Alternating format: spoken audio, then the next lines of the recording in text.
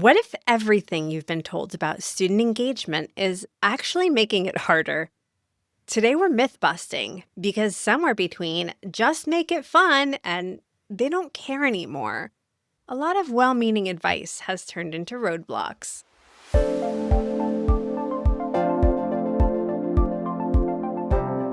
Welcome to the What and Who of EDU, the show where educators and thought leaders join us to share their strategies and stories straight from today's classrooms. Whether you're looking to boost student confidence, build belonging, navigate new teaching challenges, or figure out where AI fits in, we're here with clear, actionable ideas that you can use right away. I'm your host, Marissa Bluestone, and today we're counting down the top 10 engagement myths that make teaching harder and what to do instead. These aren't just pet peeves or Twitter takes. They're exactly what we've heard from real instructors. And better yet, they've already found better ways. So let's count it down. Myth 1. You can fix disengagement with stricter rules. Let's start where most frustrated teachers are. Just put away your phone already. It's tempting to snap students out of it with stricter rules or surprise cold calls. But Dr. Ryan Herzog, Associate Professor of Economics at Gonzaga University, has a different take. Those tactics might control behavior, but they rarely build investment. We're seeing more and more students come to class and try to pull out a laptop or be on their phone or have AirPods in. I think that's my biggest pet peeve right now is the students that come to class and they try to hide an AirPod in one ear and they're just not paying attention. And partly we can put in rules and we can put in guidelines and say, hey, I don't want AirPods in, or I don't want your laptop out, or your phone needs to be put away. And we can build in-class assignments and create more interactive work in the classroom. And at the end of the day, you're teaching an 8 a.m., 9 a.m. class, you're going to have students that just maybe aren't engaging. And you don't know why, and you can talk to them and try to figure out what's going on. And, you can, like I said, create more group. You can try to do some of these assignments. But the challenge we're all facing is how do I get my students more involved and engaged? Every time I'm covering material, I try to say, like, this is why this is important, right? This is where you're going to see this later on in your life. This is important. This is why you should care about it. And if you're doing all of those things, sometimes it's going to be just hard to get them engaged. You can try cold calling on them, which I know some instructors do. I worry more than you're just going to embarrass them and they're just not going to show up. So it's a delicate balance right now of getting them focused. Rules might stop a behavior, but as it turns out, they rarely spark curiosity. Myth 2. Online students don't want a connection. What happens when you can't rely on body language or attendance?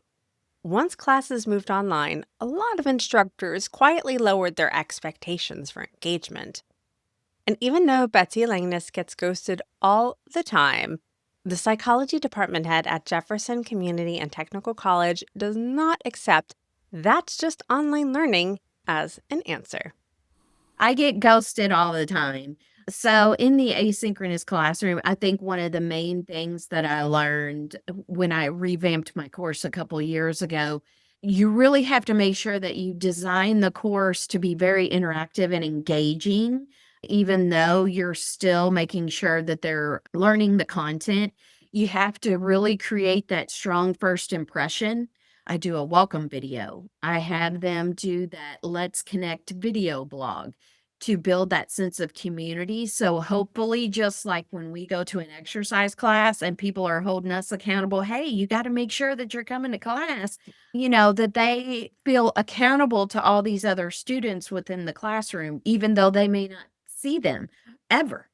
And that I'm trying to make the learning social and that it's very connected to their real world, that they can apply these learning techniques with classical conditioning to their new puppy that they just got, that they can apply these ideas of analysis and synthesis to buying a car, whatever it might be to try to get them engaged. And then, of course, our college has all sorts of ways to reach out to students who are ghosting the class or the instructor, where we're reaching out to them as much as possible to try to re-engage them in the class.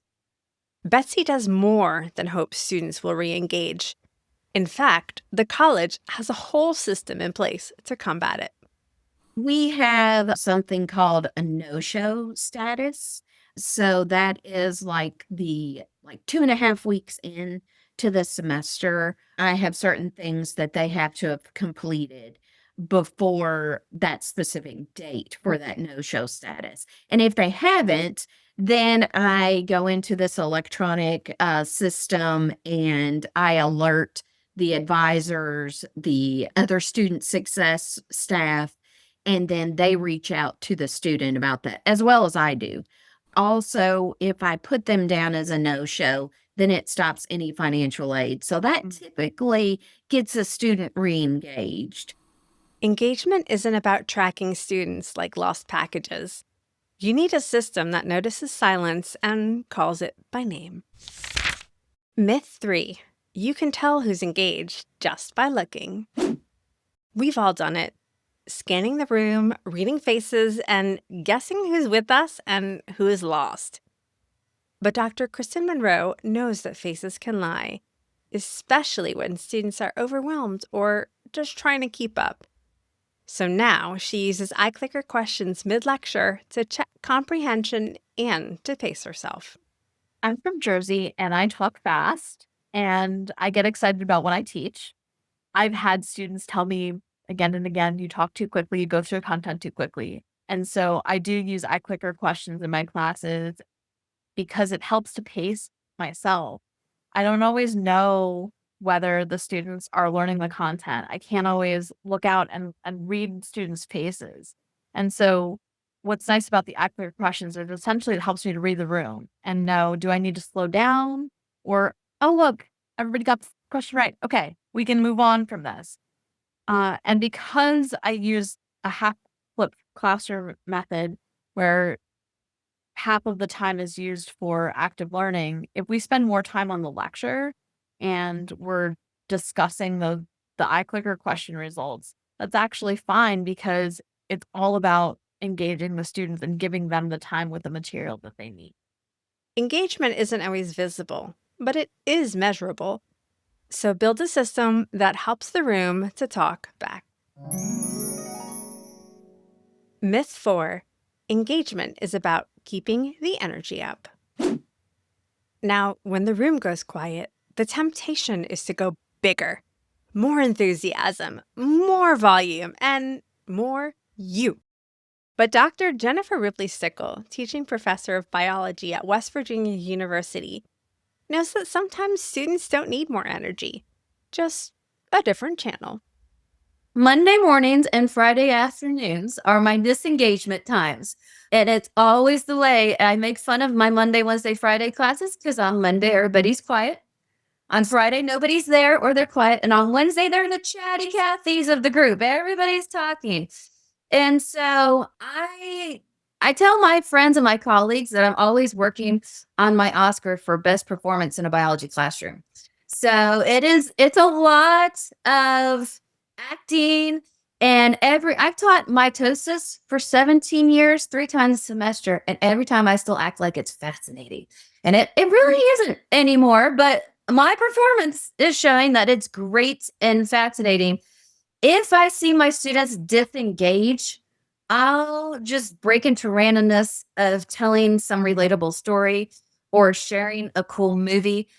Now, I can say, oh, I saw this movie over the weekend, and it might have been a weekend 5 years ago, but they don't know that. But I have like a toolbox of cool biological movies I have seen that I can pull up depending on what topic we're on. So if we're talking about DNA, I can talk about the movie Gattaca and then say, this is called Gattaca. Where did they get those names for? And I'll give a little explanation about the movie and somebody will look it up.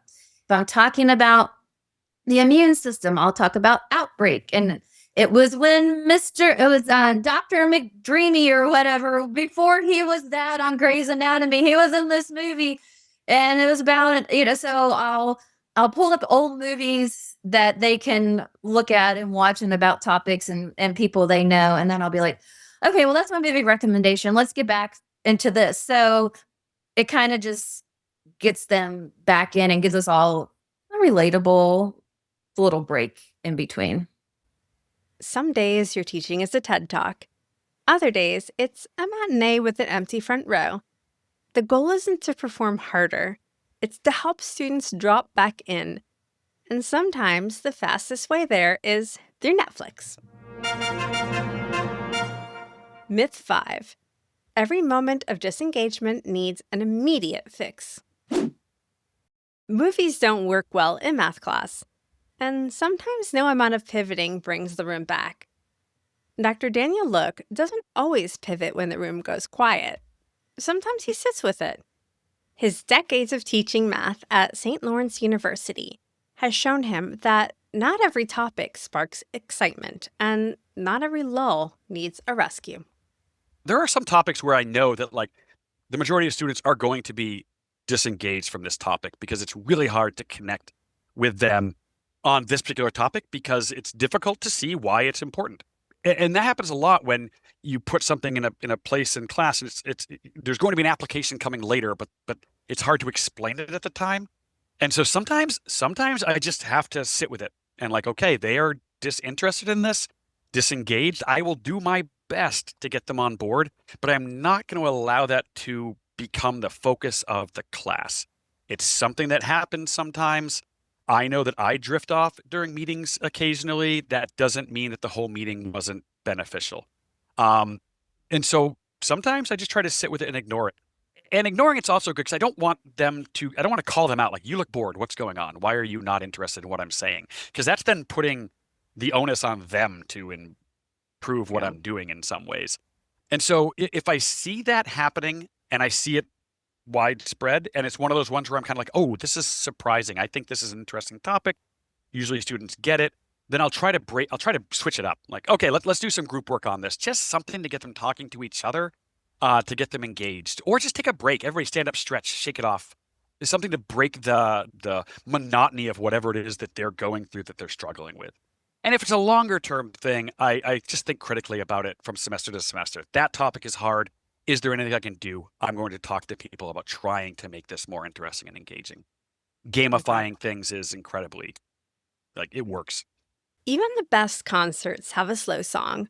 Don't cancel the tour because of one quiet room. Myth 6.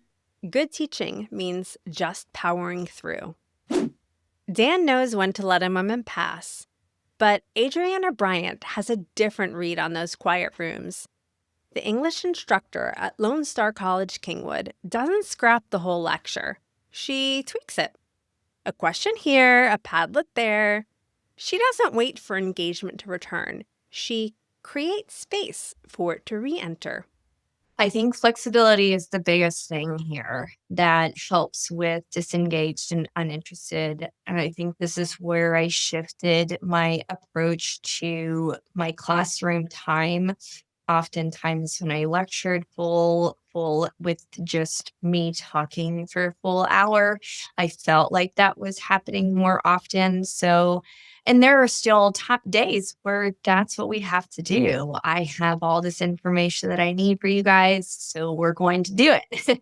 But when I start to see that disengagement, I will start asking questions. What did you guys think about this? And I'll kind of shift gears within that lecture time so that my students it'll bring them back to where we're at so that they can say, okay, well, and asking that so they can apply them, asking it questions so that it does pertain to their specific responses.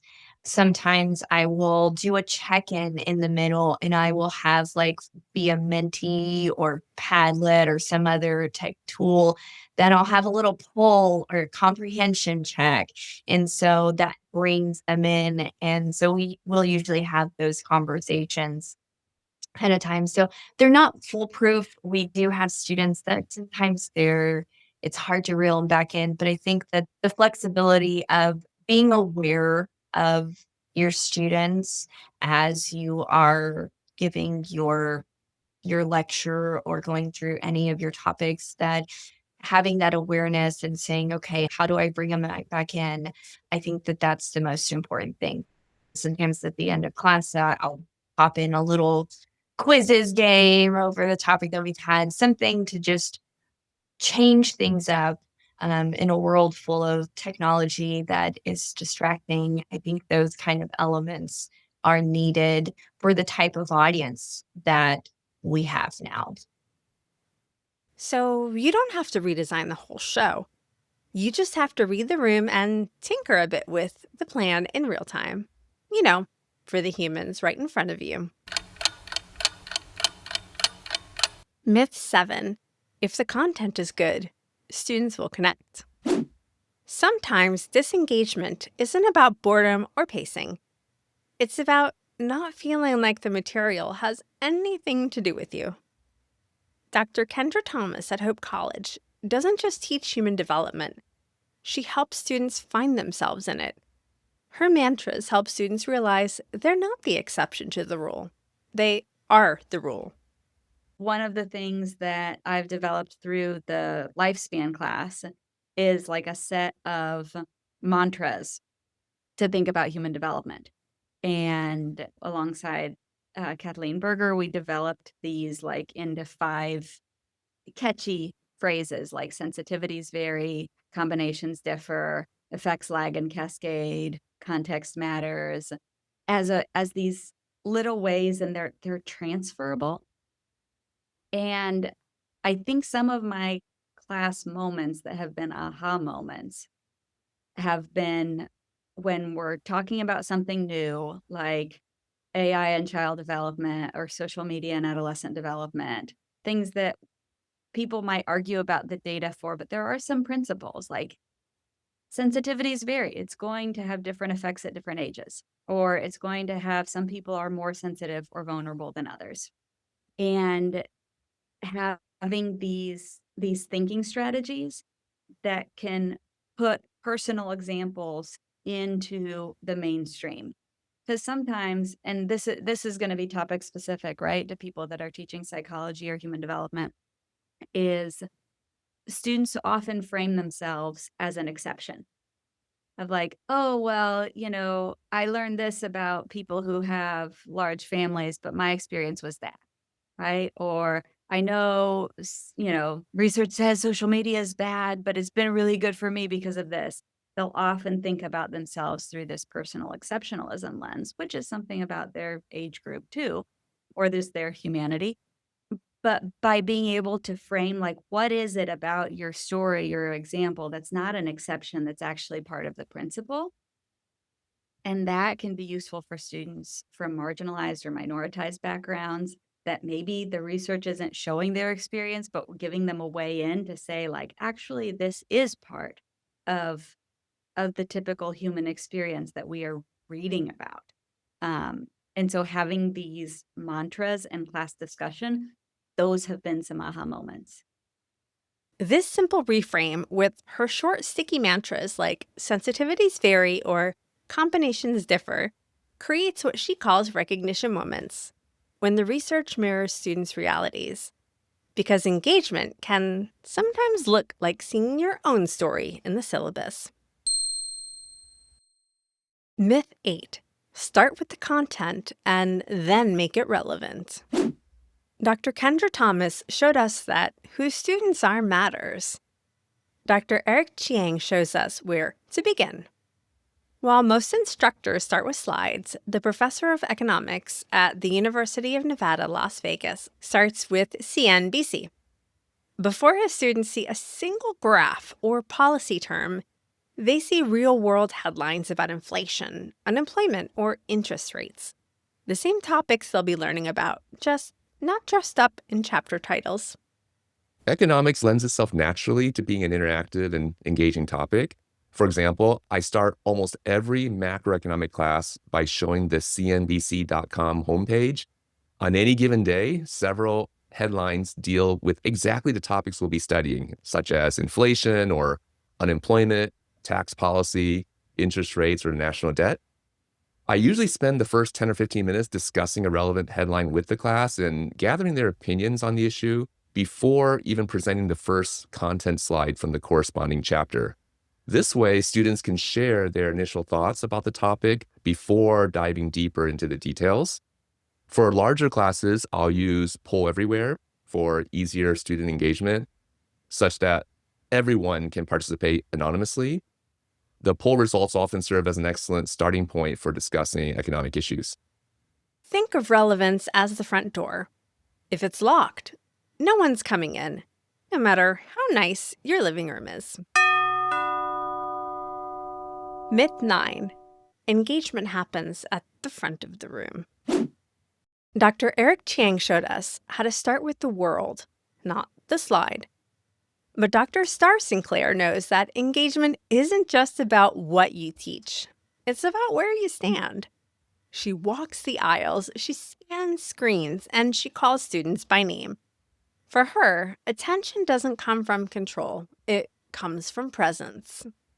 I am the type of professor, I don't just stay at the front of the room. I'm actually sort of walking around. And so I'm looking, I'm looking over shoulders, lots of computers, and they know that, right? So I think that also is something that's sort of like, they're like, well, she doesn't just stay at in the front of the room. So at any point, she might actually be positioned where she can see my screen. I'm paying attention to, where students are looking. I also, throughout lectures, I'm, again, it's a conversation with them, not talking at them. My natural sort of teaching is where I will intersperse questions to them, right? And asking them, hey, I just talked about this. Hey, what do you think about that? Hey, who has anything to add? Hey, does anyone have an example? Can anyone think of? So I'm always sort of peppering them and sort of trying to really pull them to engage with me. So it's a conversation as we're covering content. I utilize activities where they get an opportunity to demonstrate their learning or to review their learning. I love a concept check, interspersed throughout things. Sometimes the lecture content lends itself really nicely to small group discussion. So sometimes I engage those kinds of activities as well. Now, let's say if I have a student who's literally, no matter what I'm doing, they're just not there, then sometimes I'll say, you know what, it's time for a break. Let's take a break. Do you need to stand up? I'll tell a student too. It's like, hey, I have students who, they're also working, right? So even as much as they want to be engaged, maybe they're just tired. And so I may say, you know what, let's take a moment. Let's take a 5-10 minute. Let's stand up. Let's stretch, walk outside, get a drink, get some water, and then we'll come back to it. Some of the courses I teach, like the content is so dense and it takes a lot to kind of stay engaged for that long. It is cognitively taxing. And so I try to be mindful of that with my students as well. I tell my students that we are collaborators in their learning, right? And whatever I can do to help their learning process, I will do. Like for me, it's very important for me to know my students' names. So if I have a student who is looking a little bit tired, I can say, hey, what's going on, John? Are everything okay? Or like, hey, do we need a break? Okay, everybody, let's take a break. So again, it's like, that rapport you build with the student can also be so critical to being able to engage with them or to kind of bring them back in when you're seeing them kind of fading or kind of disengaging as well. Students don't stay engaged because you delivered the perfect slide. They stay because you noticed, because you were already walking past the row when they started drifting, and because you asked gently, hey, do we need a break? Myth 10. Engagement only happens in the classroom. Students don't always disengage because they don't care. Sometimes they're overwhelmed, tired, or just not loving the current topic. Jennifer Duncan, Associate Professor of English at Georgia State University's Perimeter College, teaches online and asynchronous writing courses, where engagement doesn't always show up as discussion posts or raised hands. I try my best to come up with topics that my students will actually care about. but I know that that's not always the case. So one of the things I try to do is constantly stay in communication with them. I was just joking with a colleague recently that I probably spend 50% of my week just hunting down students, just saying, hey, I haven't heard from you in a while. Are you out there? Are you still there?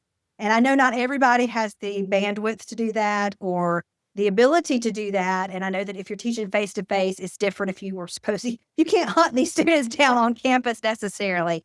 But again, just reaching out and saying to them sometimes, I understand that you may not enjoy what we're currently doing, but here's the goal. I try to apply these lessons. I try to hook them to career competencies or future things. But sometimes I just have to say, sometimes you just have to get through the part you don't like before you can ever get to the part you do like. So I think, again, it's just being a person in the room, whether it's a physical room or a virtual room, to say sometimes we've just got to get through this. Let's just get through this part together. Sometimes engagement is simply being the person in the room, physical or virtual, who says, let's go through this part together again. Because sometimes class isn't as anticipated as the secret alternative ending to Stranger Things. So there you have it, 10 myths that show you how you might be making your teaching life a little bit harder than it needs to be. Here's what I love about this list. None of these instructors are pretending that they've cracked some secret universal code. They're just being honest about what works in their actual classrooms with their actual students. Dan sits with the silence, Star walks the aisles, Betsy builds belonging in async, and Jennifer hunts down the ghosts. They're not following some perfect playbook, but they are reading the humans in front of them, or in front of their screen. Because maybe that's the biggest myth of all, that there's one right way to spark engagement. The truth is not quite as neat, because it can look different for everyone. It's about knowing when to pivot and when to pause, when to bring up Gattaca and when to just take a break, when to measure what you can't see and to trust what you can. If something here made you rethink your last class, scribble a new plan, or say, wait, that's me, leave us a review, hit follow, and be sure to share it with the instructor who needs to hear it, because myth busting is better with friends. And what myths are we missing? Because I know you've got them. Email us at thewhatandwhoofedu@macmillan.com with your biggest engagement myth. Bonus points if you've already found a workaround. I'm Marissa Bluestone from The What and Who of EDU, and I'd like to thank you for counting down these myths with us. We'll see you next time.